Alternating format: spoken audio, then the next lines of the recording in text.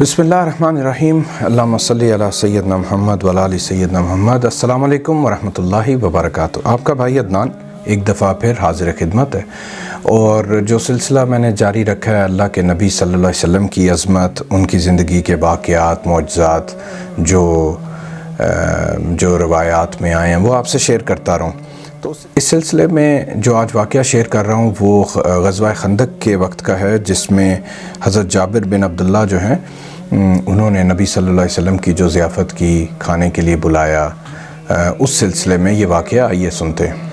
जी, वाक़या कुछ इस तरह है कि ग़ज़वा खंदक का वक्त है और उसमें खुदाई जारी है, और भूख और खाने की किल्लत जो है वो साफ़ दिखाई देती थी। हज़रत जाबिर बिन अब्दुल्लाह जो बड़े प्यार करने वाले सहाबी थे अल्लाह के नबी से, उन्होंने देखा कि नबी अल्लाह सल्लल्लाहु अलैहि वसल्लम का पेट जो है वो पीछे लगा हुआ है बिल्कुल भूख की शिद्दत से, और उन्होंने पत्थर बांधे हुए हैं। तो मोहब्बत उन लोगों की बेइंतहा थी, वो देख ना सके।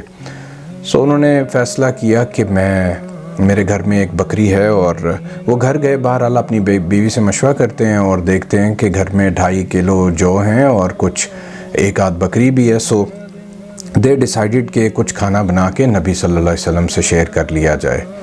जब ये मियाँ बीवी दोनों ये फ़ैसला करते हैं तो उनकी बेगम ने हज़रत जाबिर को बताया कि खाना बहुत ज़्यादा नहीं है, तो तुम जो है वो सिर्फ़ नबी सल्लल्लाहु अलैहि वसल्लम को या चंद साथ थोड़े से सहाबा को बुला लेना, सारे अगर ज़्यादा लोग आ गए तो मुश्किल हो जाएगी, इतना खाना नहीं होगा। तो शर्मिंदगी से बचने के लिए उनकी बेगम ने उनको ये सलाह दी। एनीवेज़, जब हज़रत जाबिर नबी सल्लल्लाहु अलैहि वसल्लम के पास पहुँचे और उनसे आके अर्ज़ की कि या रसूलल्लाह सल्लल्लाहु अलैहि वसल्लम, आप अगर हमारे साथ थोड़ा खाना खा लें तो बड़ी खुशी का बायस होगा।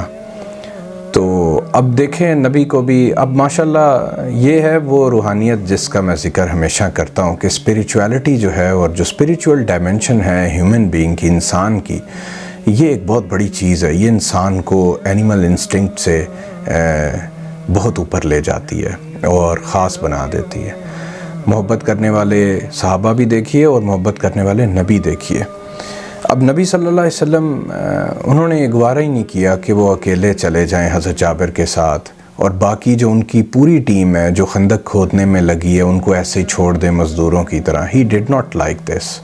यहाँ से लीडरशिप पता चलती है, रिफ्लेक्शन होती है। हज़रत नबी सल्लल्लाहु अलैहि वसल्लम क्या करते हैं, वो ऊंची आवाज़ से ऐलान कर देते हैं, सब ए अहले खंदक, फरमाया ए अहले खंदक आओ जाबिर की तरफ खाना है आज।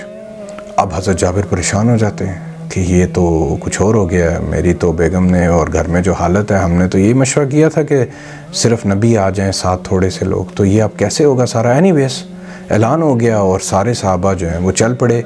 रवायत में आते हैं कि देवर 1000 पीपल, 1000 लोग थे जो हज़रत जाबिर के घर की तरफ चल पड़े। अब हज़रत जाबिर घर पहुंचते हैं, परेशानी में अपनी बेगम को बताते हैं कि ये तो कुछ और हो गया है। उनकी बेगम ने कहा कि तुम्हें मैंने कहा नहीं था कि आहिस्ता बोलना।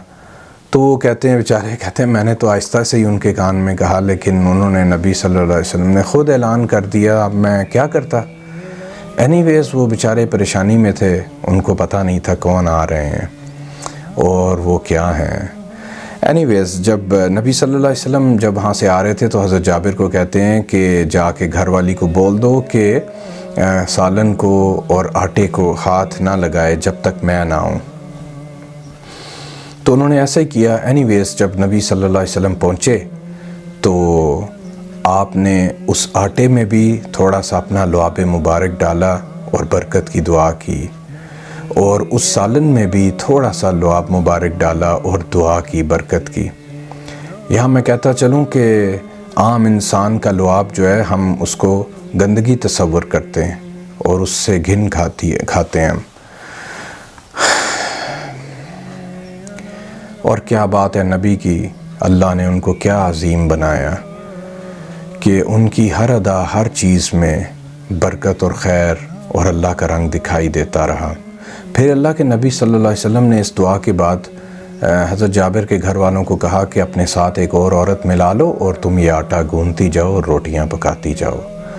اور فرمایا کہ یہ جو سالن ہے اس کی ہنڈیا کو چولہے پہ ہی رہنے دینا ہے، اس کو اتارنا نہیں، اور اس میں سے جو پیالے بھر بھر کے کھانے کے لیے سرو کرتی رہنا، اس طرح کا مفہوم ہے۔ اب وہ ایسا ہی کرتی گئیں اور سالن جو ہے وہ صحابہ میں تقسیم کیا جاتا رہا، باری باری سب آتے رہے، کھاتے رہے۔ 1000 لوگ تھے جنہوں نے پیٹ بھر کر کھانا کھایا، یہ حضرت جابر روایت کرتے ہیں۔ اور سب جب کھانا کھا چکے تو دیکھتے ہیں کہ ہنڈیا میں بھی سالن ابھی اسی طرح ہے اور آٹا بھی جتنا تھا وہ اتنا ہی موجود ہے۔ اب یہ کون کر سکتا ہے اللہ کے نبی کے سوا؟ اللہ نے ان کو ایسا خاص بنایا۔ اس مشکل گھڑی میں جب صحابہ کسی بھی بھوک پیاس اور موت کے غم سے یا فکر سے یا پریشانی سے دور ہو کے ان کے ساتھ لگے تھے تو کیوں نہ اللہ کے نبی ان کی اس طرح ہیلپ کرتے، ان کو اپنے معجزے دکھاتے۔ سبحان اللہ۔ اور جب یہ کھانا سب کھا چکے تو اللہ کے نبی نے حضرت جابر سے کہا کہ اب یہ جو کھانا بچ گیا ہے نا، اس کو اپنے ہمسایوں میں اوروں میں بھی بانٹ دو، تحفتاً بھیج دو، لوگ بھوکے ہوں گے۔ یہ ہے لیڈرشپ، اس کو لیڈر بولتے ہیں۔